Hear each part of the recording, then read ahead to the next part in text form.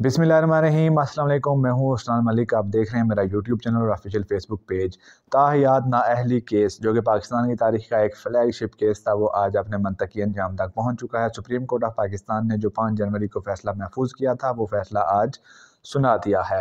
ताहियात नाअहली ख़त्म कर दी गई है और अब से लेकर किसी को भी ताहियात नाअहल नहीं किया जा सकेगा। ये क्या मामला है, इस फैसले की तफसीलात पर आज हम बात करेंगे और इस फैसले से किस किस को फ़ायदा पहुंचा है, किस किस को रिलीफ पहुंचा है। और ये फ़ैसला एक अगर हम इसको इंसानी अखलाकी इक़दार के तनाजुर में देखें तो वो कैसा है, इस पर आज हम बात करेंगे। इसके साथ साथ पाकिस्तान पीपल्स पार्टी, जो कि एक अरसे से सिंध पर मुसल्लत है, वहाँ पर सांगड़ से एक पाकिस्तान पीपल्स पार्टी के टिकट होल्डर हैं, उन्हें बड़ी सख्त किस्म की धमकियाँ दी हैं लोगों को। इस वाले से भी आज हम बात करेंगे। लेकिन बढ़ते हैं सबसे पहले टॉपिक की जानिब।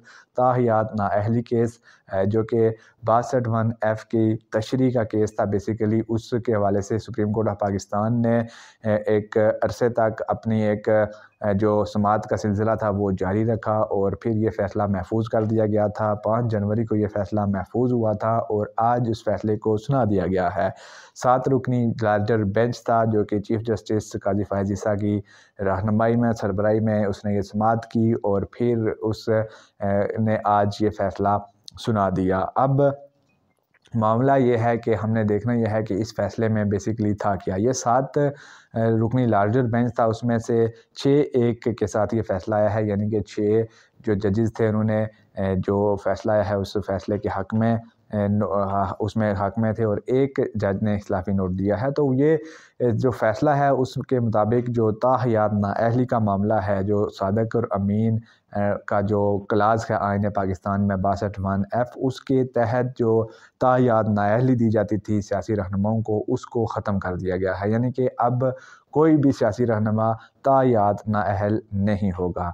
मियां मोहम्मद नवाज शरीफ और जहांगीर तरीन इस वक्त ताहियात नाअहली की सज़ा भुगत रहे थे और इलेक्शन करीब था, जिसके हवाले से बहुत बातें की जा रही थी कि क्या कौन सा कानूनी रास्ता होगा जो रास्ता इन दोनों रहनुमाओं को इलेक्शन तक लेकर जाएगा, क्योंकि ये दोनों ताहियात नाअहल थे। तो सुप्रीम कोर्ट ऑफ पाकिस्तान का आज का ये डिसीजन डायरेक्टली रिलीफ पहुंचा रहा है जहांगीर तरीन और मियां मोहम्मद नवाज शरीफ को, जो कि इस फैसले से पहले इलेक्शन की दौड़ में नहीं शामिल थे क्योंकि वो ताहियात नाअहल थे। अब इस फैसले के बाद उनकी नाअहली ख़त्म हो चुकी हुई है और अब वो अहल हैं और वो इलेक्शन लड़ेंगे।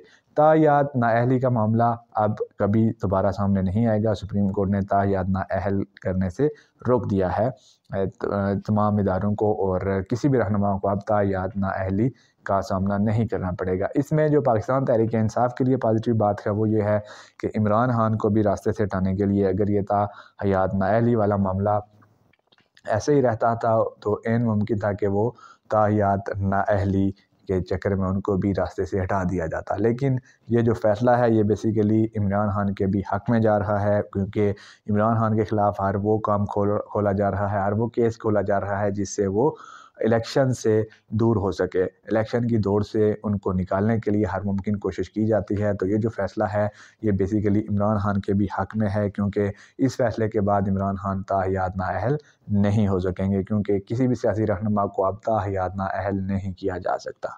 ये जो अदालती फ़ैसला है, इसके अगर हम एक अखलाकी इक़दार की बात करेंगे किसी भी सोसाइटी में, जो सादिक और अमीन सच्चा होना, ख़ुसूसन मुसलमानों की जो रियासत होती है, मुसलमानों का जो माशरा होता है, उसमें जो सादिक और अमीन होना वो कितना ज़रूरी होता है और उसको कितना बेहतर समझा जाता है।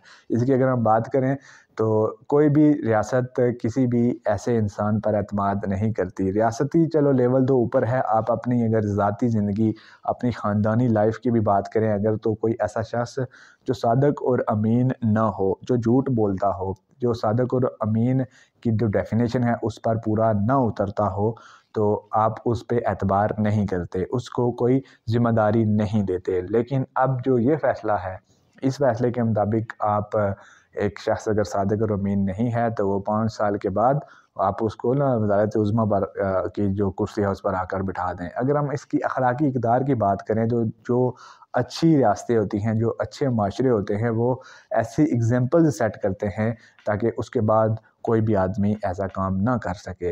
तो यहाँ पर जी जो 62(1)F جو کہ صادق اور امین کی بات کرتا ہے اس کی تشریح کرتے ہوئے آج سپریم کورٹ آف پاکستان نے یہ بات کہہ دی ہے جی کہ آپ میکسیمم بھی اگر آپ نے کسی کو سزا دینی بھی ہے تو وہ 5 سال آپ سزا دیں اور اس کے بعد آپ اس کی سزا کو ختم کر دیں۔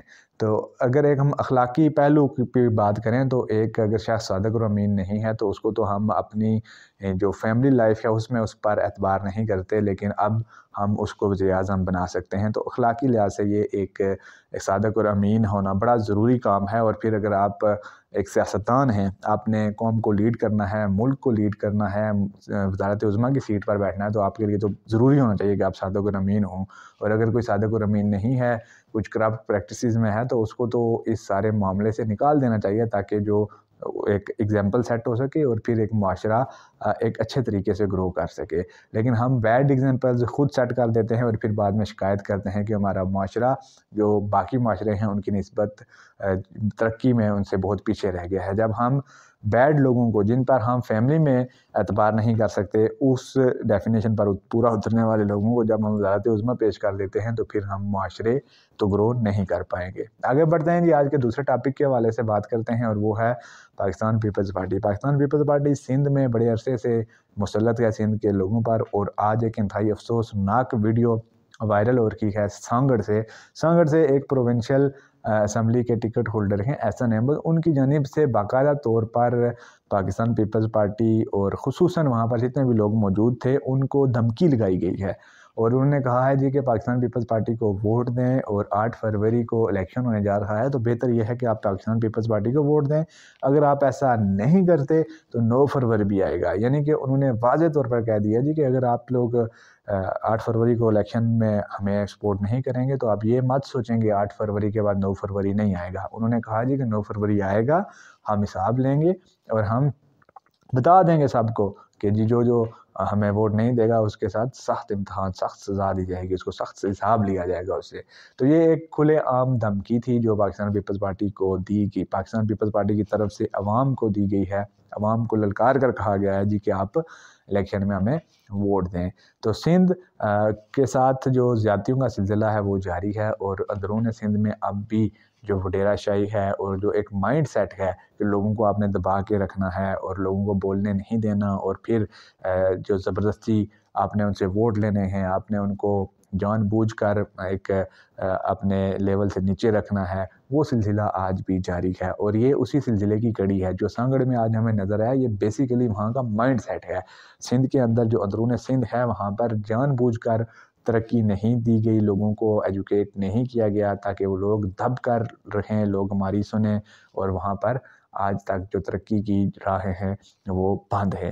تو یہ سانگڑ میں جو آج واقعہ ہوا ہے یہ بیسیکلی اوورآل وہاں کا جو سیاسی کلچر ہے، وہاں کی جو ایک وڈیرا شاہی، وڈیرائزم کی جو سوچ ہے اس کی عکاسی کر رہا ہے یہ سارا واقعہ، کہ وہ کیسے کھلے عام جلسے میں لوگوں کو دھمکی دے رہے ہیں کہ پیپلز پارٹی کو سپورٹ کریں ورنہ ہم آپ کو دیکھ لیں گے۔ تو اس طرح کے جو رویے ہیں ان کی کوئی گنجائش نہیں ہوتی ڈیموکریٹک کنٹریز میں، ڈیموکریٹک ویلیوز میں۔ تو جو اس طرح کے سائیڈ ایریاز ہیں ان کے لوگوں کو تھوڑی مشکلات کا سامنا ہے اس ملک میں، لیکن اب انشاءاللہ بہت جلد یہ لوگ ایکسپوز ہو جائیں گے سارے، اور پھر ایک بار ان لوگوں کو بھی برابر حق ہوگا کہ وہ اپنی رائے اپنی دل کی مرضی کے مطابق اس کا اظہار کر سکیں۔ آج کی ویڈیو سے اتنا ہی۔ اگر آپ کو ویڈیو پسند آئے تو ویڈیو کو لائک کر دیں، چینل پر نئے ہیں تو چینل کو سبسکرائب کر دیں، ساتھ دیے گئے بیل آئیکن کو بھی پریس کر دیں تاکہ ہر آنے والی نئی ویڈیو پر وقت آپ تک پہنچ سکے۔ اسلام علیکم، سائننگ آؤٹ، اللہ حافظ۔